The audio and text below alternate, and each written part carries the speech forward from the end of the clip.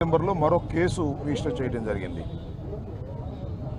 ఈ రెండు కేసుల్లోనూ మాకు నోటీసులు ఇచ్చినందువల్ల ఈరోజు రూరల్ పోలీస్ స్టేషన్కు హాజరై వారు అడిగినటువంటి ప్రశ్నలకు సమాధానం చెప్పి ఎంక్వైరీలో పాల్గొనడం జరిగింది.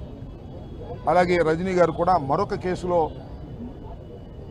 మళ్ళీ అర్బన్ పోలీస్ స్టేషన్కి వెళ్ళవలసిన అవసరం ఉంది. అర్బన్ పోలీస్ స్టేషన్లో కూడా మా మీద కేసు పెట్టేటప్పుడు మేము వచ్చి విచారణలో హాజరై వెళ్ళటం జరిగింది.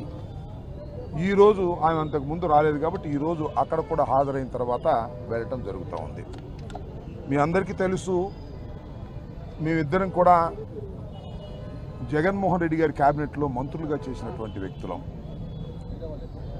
మా మీద కేసులు పెట్టి ఇలా పోలీస్ స్టేషన్కి తిప్పేటటువంటి కార్యక్రమాన్ని నారా చంద్రబాబు నాయుడు గారు, లోకేష్ గారు, కూటమి ప్రభుత్వం పనిగట్టుకు చేస్తున్నది. నేను ఒక ప్రధానమైనటువంటి అంశాన్ని ఇక్కడ మీకు గుర్తు చేస్తాను. జగన్మోహన్ రెడ్డి గారు రెంటపాళ్ళ వచ్చిన సందర్భంలో మేమందరం కూడా ఆయన వెంట వచ్చాం. రెంటపాళ్లే కాదు, జగన్మోహన్ రెడ్డి గారు ఎప్పుడు ఏ పర్యటనకు వెళ్ళినా వారి వెంట మేము వెళుతూ వస్తూ ఉన్నాం. ఇవాళ కాదు, జగన్మోహన్ రెడ్డి గారు పార్టీ పెట్టిన దగ్గర నుంచి ఓదార్పు యాత్ర కానీ పాదయాత్ర కానీ ఎక్కడైనా ఆయన వెంట వెళుతూ ఉన్నాం, ఫాలో అవుతూ ఉన్నాం. కానీ ఎప్పుడు ఇలాంటి కేసులు పెట్టిన పాపాన పోలేదు. అంతేకాదు, చంద్రబాబు నాయుడు గారు కూడా సత్యనపల్లి వచ్చాడు. నేను శాసనసభ్యుడిగా ఉన్నప్పుడు, మంత్రిగా ఉన్నప్పుడు బాదుడే బాదుడనే కార్యక్రమంలో ఆ రోజున వారు కూడా వేలాది మంది వచ్చి పాల్గొన్నారు. వాళ్ళ మీద మేము ఎప్పుడూ కేసులు పెట్టలేదు. అలాగే యువగళం అని చెప్పి లోకేష్ గారు పాదయాత్రలో వచ్చాడు, అక్కడ నుంచి అటు తిరిగి వెళ్ళిపోయాడుకో, అప్పుడు కూడా మేము ఎవరి మీద కేసులు పెట్టలేదు.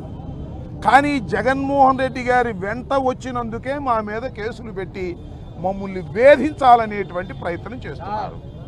కాబట్టి ఆయన తప్పకుండా అందువల్ల ఆయన తీసుకెళ్ళవా పక్క. అందువల్ల మీ అందరికీ నేను చెప్పదలుచుకున్నది ఏమిటంటే, కావాలని మా మీద కక్షగట్టి కేసులు పెట్టి పోలీస్ స్టేషన్లకు తిప్పి కోర్టులకు తిప్పి మమ్మల్ని ఇబ్బంది పెట్టాలనే ప్రయత్నం ఈ కూటమి ప్రభుత్వం చేస్తున్నదనేది దీన్ని బట్టి అర్థమవుతున్నటువంటి అంశమని ఈ సందర్భంగా నేను చెప్పదలుచుకున్నాను.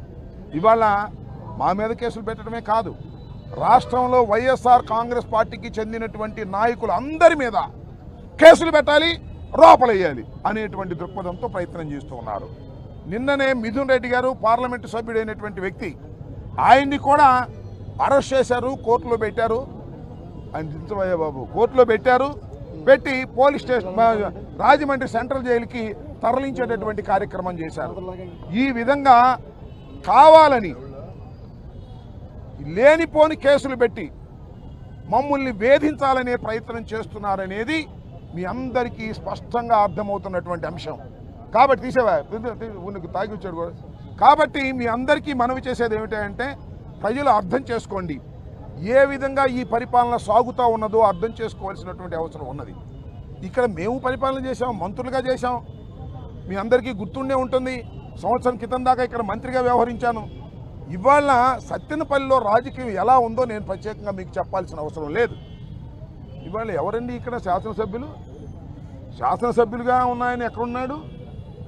ఒక ఆయన డిఫాక్టో శాసనసభ్యుడు వచ్చాడు, ఒక ఆయన రాజ్యాంగేతర శక్తి, ఆయన కాంట్రాక్టరు డిఎన్ఆర్ అంట. ఆయన దగ్గరికి వెళ్ళి చేతులు కొట్టు నుంచోవాల్సి వస్తుంది. ఓట్లు వేసిందేమో ఎమ్మెల్యే గారికి, మీరు వెళ్ళి చేతులు కట్టుకు నుంచున్నదేమో ఆ కాంట్రాక్టర్ దగ్గర. ఏందే నాకు అర్థం కాలేదు. ఓట్లు వేసిన వాళ్ళకి సిగ్గు లేదా అని అడుగుతా ఉన్నా. ఆ ఎమ్మెల్యే గారికి రాసి ఇచ్చేసాడు కాంట్రాక్ట్ మొత్తాన్ని. ఇవాళ వెళ్ళి అక్కడ కూర్చొని రాజకీయం చేసుకోవాల్సిన పరిస్థితి, చేతులు కట్టుకుని ఆయన దగ్గరికి వెళ్ళాలి. ఆయన ఈ సత్తెనపల్లిలో ఉన్నటువంటి స్థలాలన్నీ ఆక్రమించుకుంటాడు, డిస్ప్యూట్లో ఉన్నాయి, దాన్ని ప్లాట్లు వేస్తాడు, అమ్ముతూ ఉంటాడు. ఈ విధమైనటువంటి కార్యక్రమాలు ఇక్కడ జరుగుతూ ఉన్నాయి. లిక్కర్ స్కామ్ అంటున్నారు కదా. నేను ఒకటి మనవి చేస్తున్నా, ఇవాళ ఈ నియోజకవర్గంలో ఈ హెడ్ క్వార్టర్లో 4 బార్లు ఉన్నాయి. అవునా? 4 బార్లు ఉన్నాయి. అవన్నీ కూడా వైఎస్ఆర్ కాంగ్రెస్ పార్టీలో ఆ బార్లు బిడ్ల వేసి తీసుకున్నారు. ఇవాళ ఓనర్లు ఉన్నారండి ఆ బారుల్లో. 3 దానిలో ఓనర్లు లేరు. డిఎన్ఆర్ గారు ఎవరు చేస్తే వాళ్ళని పెట్టారు, ఓనర్లు తరిమేశారు. ఇంతకన్నా దారుణం ఏం కావాలి? అసలు నేను మనవి చేస్తున్నా, అసలు వైఎస్ఆర్ కాంగ్రెస్ పార్టీ అధికారంలో ఉన్నప్పుడు, మేము మంత్రులుగా ఉన్నప్పుడు బెల్ట్ షాపులు ఉన్నాయా అని అడుగుతా ఉన్నా. ఎక్కడన్నా బెల్ట్ షాప్ ఉండి పట్టుకుంటే నేను ఫోన్ కూడా చేసేవాడిని కాదు. ఇవాళ ఎక్కడ పెడితే అక్కడ బెల్ట్ షాపులు కదండి. ఏమిటండి ఈ దారుణం? ఈ లిక్కర్ స్కామ్ ఎవరు చేస్తున్నారండి? చంద్రబాబు చేస్తున్నాడు, ఇక డిఎన్ఆర్ చేస్తున్నాడు, అక్కడ లోకేష్ చేస్తున్నాడు, మంత్రులంతా కూడా చేస్తున్నారు. ఇవాళ లిక్కర్ స్కాములన్నీ కూడా డబ్బులు వసూలు చేసుకునే కార్యక్రమం. జగన్మోహన్ రెడ్డి గారి మీద, వైఎస్ఆర్ కాంగ్రెస్ పార్టీ మీద కేసులు పెట్టి వేధించాలి, లోపలేయాలి. మేము జడుస్తామా? ఎన్ని చూసి వచ్చాము ఇవాళ? ఇన్ని చూసి రాజకీయాల్లోకి వచ్చామని మనం చేస్తున్నా. దేనికి భయపడే ప్రశ్న లేదు. కాకపోతే మాకు కొద్దిగా బిడియం వేస్తుంది. ఎందుకంటే మంత్రులుగా చేసిన వాళ్ళం వచ్చి పోలీస్ స్టేషన్కి హాజరు కావాలంటేనో, పోలీస్ స్టేషన్ నుంచి బయటకు వచ్చి మీ ముందు హాజరు కావాలంటే కొద్దిగా బిడియం వేస్తుంది. ఆ బిడియం కూడా పోయింది. ఇంకా రెడీగా ఉన్నాం దేనికైనా. సెంట్రల్ జైలు పంపుతారా? పంపడం రెడీగా ఉన్నాం. కోర్టుకు పిలుస్తారా? రెడీగా ఉన్నాం. దేనికైనా సిద్ధపడి రాజకీయాలు చేయడానికి సిద్ధంగా ఉన్నాం. ఈ చంద్రబాబు నాయుడు గారి కూటమి ప్రభుత్వం చేస్తున్నటువంటి దౌర్జన్యాలని, అన్యాయాలని ఎదుర్కోవడానికి సిద్ధంగా ఉన్నాం ఈ 4 సంవత్సరాల పాటు కూడా అని మనవి చేస్తున్నాం. ఏంటండి అన్యాయం? నాకు అర్థం కాలేదు. పోలీస్ వ్యవస్థ ఉంది ఎందుకండి? మా మీద కేసులు పెట్టడానికా? మాజీ ఎమ్మెల్యేల మీద కేసులు పెట్టడానికా? మాజీ మంత్రుల మీద కేసులు పెట్టడానికా? వైఎస్ఆర్ కాంగ్రెస్ పార్టీ మీద కేసులు పెట్టడానికా? పెట్టండి అయ్యా. దోపిడీదారుల మీద పెట్టండి, రౌడీల మీద పెట్టండి, దొంగల మీద పెట్టండి, సంఘ విద్రోహ శక్తుల మీద పెట్టండి. మేము సంఘ విద్రోహ శక్తులు అని అడుగుతా ఉన్నా. మేము సంఘ విద్రోహ శక్తులు కాదు, ప్రజాసేవ చేయడానికి రాజకీయాల్లో వచ్చాం, ఎన్నిక కాబడ్డాం, మంత్రులుగా చేశాం. మా మీద కేసులు పెట్టి మమ్మల్ని అణచాలని ప్రయత్నం చేసే లోకేష్కి, చంద్రబాబుకి బుద్ధి చెప్పి తీరుతాం రాబోయే కాలంలో మనం చేస్తున్నా. ఎంతసేపు పట్టిద్దండి? కాలం గిర్రని తిరిగి వచ్చేసింది. 1 సంవత్సరం అయిపోయింది, ఇంక 3 సంవత్సరాలేగా, మధ్య ఇంకో సంవత్సరం ఎలక్షన్లేగా. కాబట్టి కాలం గిర్రన తిరిగి వస్తుంది. ఇవాళ చంద్రబాబు నాయుడు గారు కూటమి ప్రభుత్వం చేస్తున్నటువంటి ఒక అన్యాయమైనటువంటి పరిపాలన, ఇది పోలీసు పరిపాలన, ఇది మిలిటరీ పరిపాలన లాగా ఉంది తప్ప మరొకటి కాదు. వీటన్నిటినీ ధైర్యంగా ఎదుర్కొంటామని కూడా మనవి చేస్తున్నా. రెంటపాళ్ళ జగన్మోహన్ రెడ్డి గారు వస్తే ఇన్ని 100 మంది మీద కేసు పెడతారని నాకు అర్థం కాలేదు. రెడీగా ఉన్నాం మేము. ప్రతి వాయిదాకు వస్తాం. సత్యనపల్లి మీ అందరికీ అండగా ఉంటాం. 103 పెట్టారు, 113 మందిని పెట్టారు, ఇంకా కొంతమందిని కూడా పెడతారు.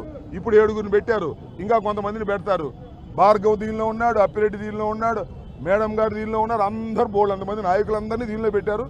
రోజు వాయిదాకి వస్తాం, మిమ్మల్ని అందరినీ కలుసుకుంటాం, మీకు ధైర్యం చెబుతాం. మీరు మాకు ధైర్యం, మేము మీకు ధైర్యం. కలిసికట్టుగా ముందుకు వెళదాం. ఈ దుష్ట పరిపాలన అంతం చేసేందుకు ఇవాళ నుంచి సమిష్టిగా కృషి చేద్దామని ఈ సందర్భంగా నేను చెప్పదలుచుకున్నాను.